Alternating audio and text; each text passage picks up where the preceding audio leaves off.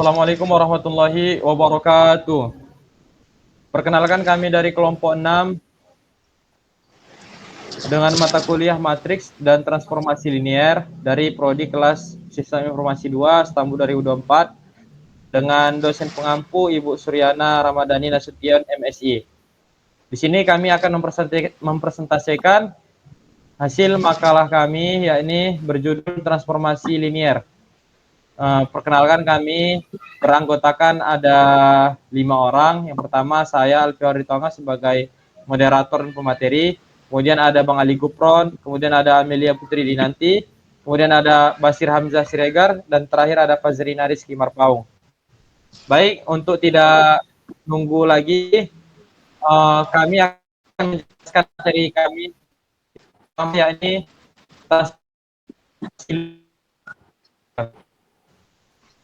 untuk transformasi linier kan oleh Abang Ali Gupron. Kepada Pak Ali Gupron kami persilakan. Oke, baik. Terima kasih pada moderator yang memberikan kesempatan. Oke, langsung saja masuk ke materi pertama, yakni transformasi linier. Nah, transformasi linier ini adalah suatu fungsi atau pemetakan dari satu ruang vektor ke ruang vektor lainnya yang mempertahankan operasi penjumlahan dan perkalian skalar. Lanjut slide selanjutnya. Nah, jika T adalah transformasi dari ruang vektor V ke ruang vektor W, maka T disebut transformasi linier jika memenuhi dua syarat berikut. Yang pertama ada aditivitas, yakni penjumlahan. Jadi T dalam kurung U ditambah V sama dengan T dalam kurung U ditambah T dalam kurung V. Nah, yang kedua ada homogenitas atau perkalian skalar. Nah, jadi T dalam kurung K, K ini adalah skalar, di K kali V sama dengan K dikali T dalam kurung V. Lanjut.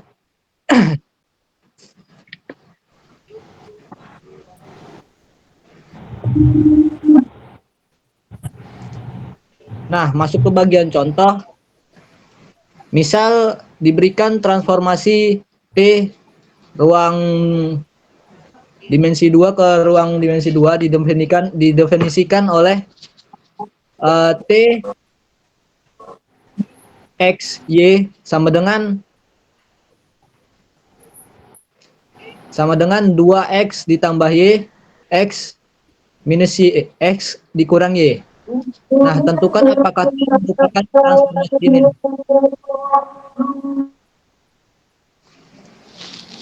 Lanjut.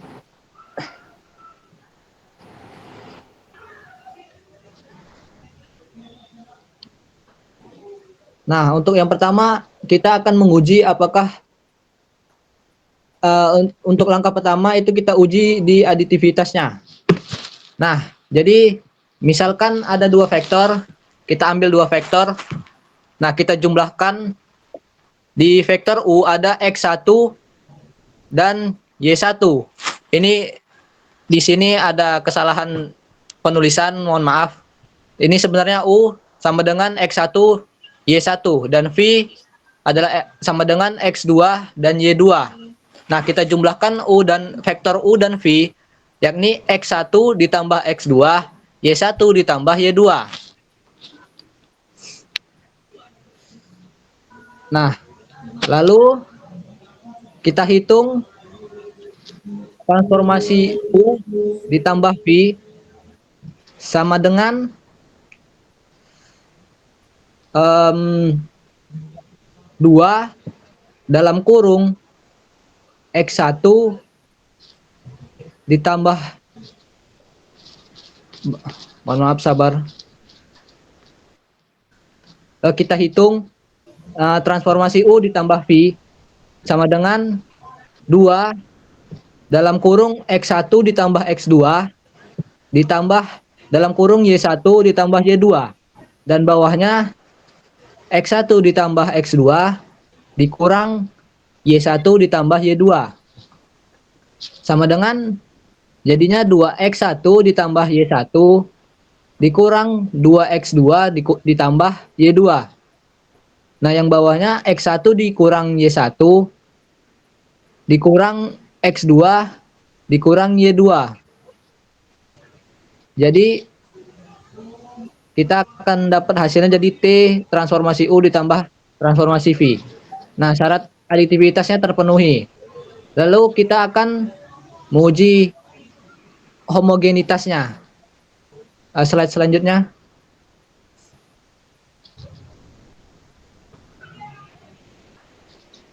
Nah, kita ambil skalar K bagian dari R dan kita uji T dalam kurung K dikali U. Jadi T K X1 K Y1 sama dengan 2K 2 dalam kurung K X1 ditambah K X1 dan bawahnya KY1 dikurang KY1. Nah, ini sama dengan K dikali 2X1 ditambah X1, Y1 dikurang Y1. Nah, jadinya K dikali transformasi U. Nah, syarat kedua terpenuhi. Karena T memenuhi kedua syarat, aditivitas dan homogenitas, maka T adalah transformasi linier.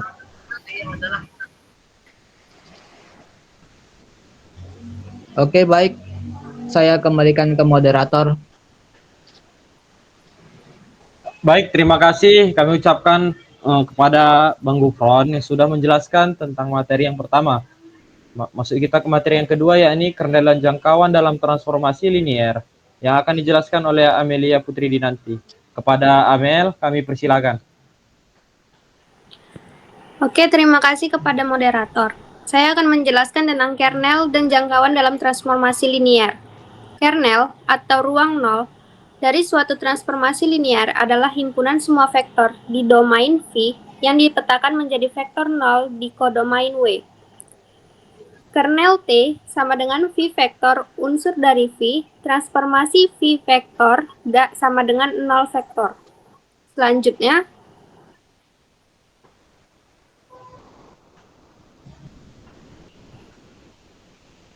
jangkauan atau range adalah himpunan semua vektor di ruang kodomain W yang merupakan hasil dari transformasi vektor-vektor di V. Range T sama dengan transformasi V vektor dari unsur W, V vektor unsur dari W. Selanjutnya saya serahkan kepada moderator. Baik, terima kasih kami ucapkan kepada Amelia Putri Dinanti yang sudah menjelaskan definisi tentang kernel dan jangkauan. Kemudian contoh akan saya terangkan sendiri, yakni mengenai misalkan kita punya transformasi linier T, kita ibaratkan R pangkat 2 menuju dengan R pangkat 2 dengan matriks transformasi dan matriks transformasi A yang memiliki unsur 1, 2, 3, 6. Artinya untuk vektor apapun, X vektor sama dengan memiliki unsur X dan Y, maka hasil transformasinya adalah T transformasi X vektor sama dengan A dikali X vektor sama dengan 1, 2, 3, 6, di sampingnya kita tambahkan unsur X, Y. Kemudian langkah yang pertama, yakni mencari kernel. Langkah yang pertama yakni kita mengkalikan matriks A dengan vektor X, yakni transformasi X vektor sama dengan 1, 2, 3, 6, di samping ada unsur XY, kita kalikan masing-masing dengan unsur tersebut, yakni 1 dikali X tambah 2 kali Y, yang di bawahnya 3 kali X tambah 6 kali Y, sama dengan X tambah 2Y, 3X tambah 6Y. Kenapa di sini cuma ada hanya koefisien X? Karena 1 itu tidak perlu disebutkan atau dituliskan. X ini sudah mewakili jumlah satunya. Yang kemudian langkah kedua yakni cari kernel, yaitu semua vektor yang hasilnya 0. Maka transformasi X vektor sama dengan 0 vektor X tambah 2Y, di bawahnya ada 3X tambah 6Y. Jika semua dikalikan dengan 0, maka hasilnya 0. Kemudian artinya kita harus menyelesaikan sistem persamaan berikut, yakni X tambah 2Y sama dengan 0, 3X tambah 6Y sama dengan 0. Kemudian langkah yang berikutnya, selesaikan sistem persamaan. Perhatikan bahwa persamaan kedua adalah 3 kali dari persamaan pertama. 3X tambah 6Y sama dengan 3 buka kurung dikali X tambah 2Y. Jadi sebenarnya hanya ada satu persamaan unik, yakni X tambah 2Y sama dengan 0. X di sini dikatakan dengan min 2. Langkah berikutnya yakni tulis kernel dalam bentuk vektor. Kita tahu bahwa setiap pasangan X tambah Y yang memenuhi X sama dengan minus 2 termasuk dalam kernel. Maka bentuk umum vektor dalam kernel adalah X vektor sama dengan XY sama dengan min 2Y, di bawahnya ada Y sama dengan Y dikali min 2, di bawahnya ada 1. Jadi kernel dari T adalah sama dengan buka kurung Y dikali dari minus 2Y, di bawahnya ada Y, maka di sini Y merupakan elemen dari R. Artinya, semua vektor yang searah dengan minus 2 dan 1 tadi akan menghasilkan hasil 0 jika dimasukkan ke transformasi T. Baik, langkah yang kedua, yakni mencari jangkauan atau range. Kita telah mengetahui transformasi XY sama dengan X tambah 2Y, 3X tambah 6Y. Perhatikan, di bawahnya ada 3X tambah 6Y sama dengan 3 buka kurung X tambah 2Y. Jadi, hasil transformasi akan selalu memiliki bentuk T buka kurung X vektor sama dengan A, di bawahnya ada 3A, dengan A sama dengan X tambah 2. Kemudian kita tuliskan bentuk umum jangkauan. Karena hasil transformasi selalu dalam bentuk A, di bawahnya ada 3A, maka jangkauan hanya berada di garis lurus di R2 yang searah dengan vektor 1, 3. Jadi, range T sama dengan A dikali 1, 3. A merupakan elemen dari R. Jangkauan dari transformasi ini adalah subruang satu dimensi garis di R2, yaitu semua kelipatan dari vektor 1, 3.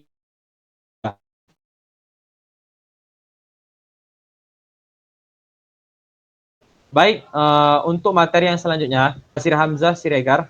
Kepada Basir, kami persilakan.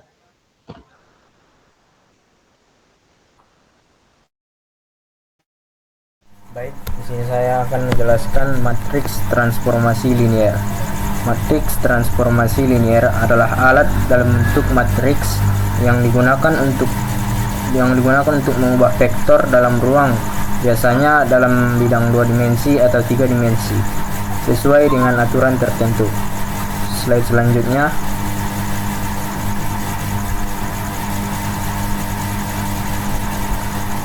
Oke,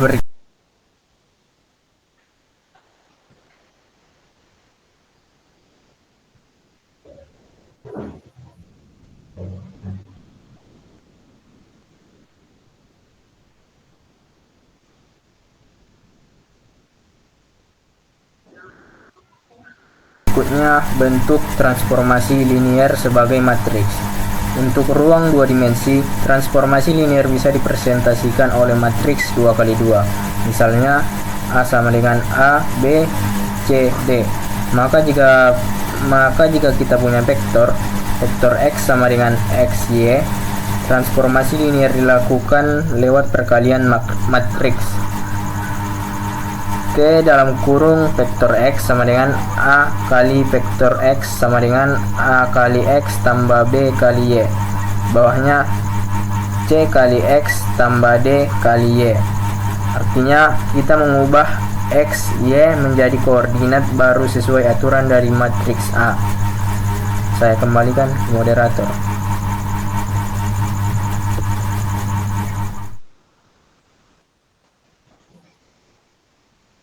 Terima kasih. Kami ucapkan kepada Basir yang sudah menjelaskan materi dari materi ketiga. Kemudian yang terakhir, yakni ada lanjutan dari materi ketiga tadi akan dijelaskan oleh Fazrina Rizky Marpaung. Kepada Fazrina, kami persilakan. Baik, terima kasih moderator. Di sini saya akan menjelaskan makna geometris matriks transformasi. Ada beberapa jenis transformasi.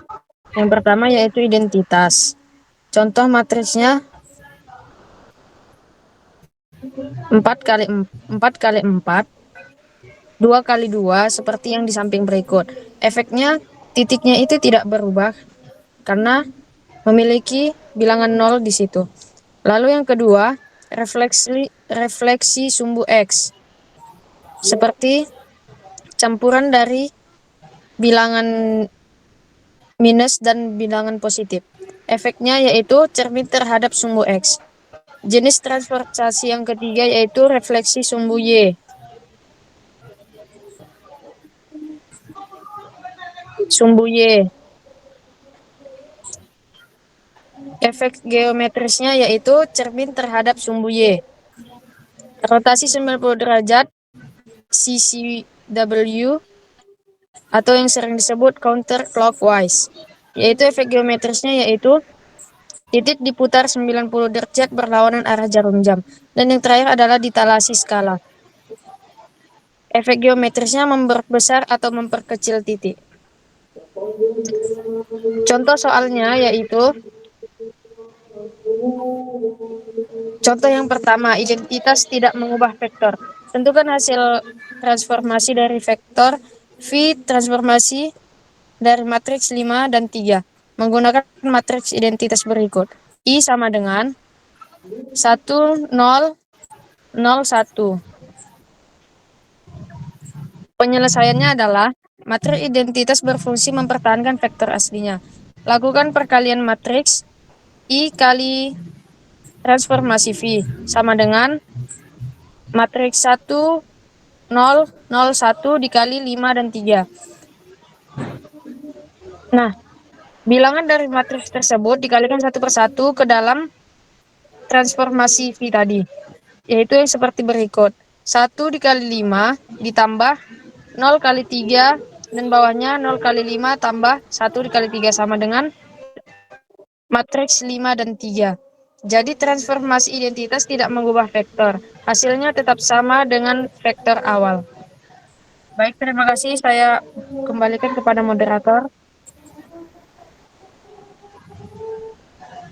Terima kasih kami ucapkan kepada Fazrina yang sudah menjelaskan materi yang terakhir.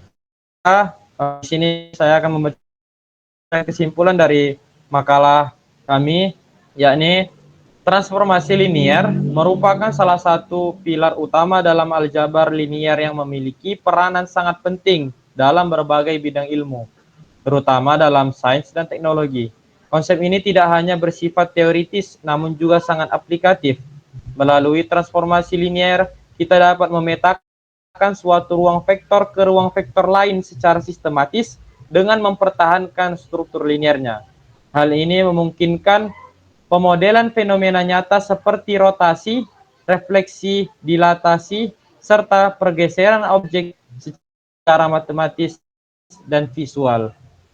Baik, maka berakhirlah materi kami pada kesempatan kali ini dari kelompok 6 tentang transformasi linier.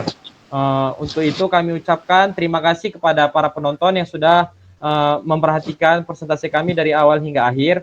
Kami mohon maaf apabila ada kesalahan ataupun penjelasan dalam video kami ini. Untuk itu kami mohon kiranya dimaafkan. Kami sudahi. Wabillahi taufiq wal hidayah. Wassalamualaikum warahmatullahi wabarakatuh.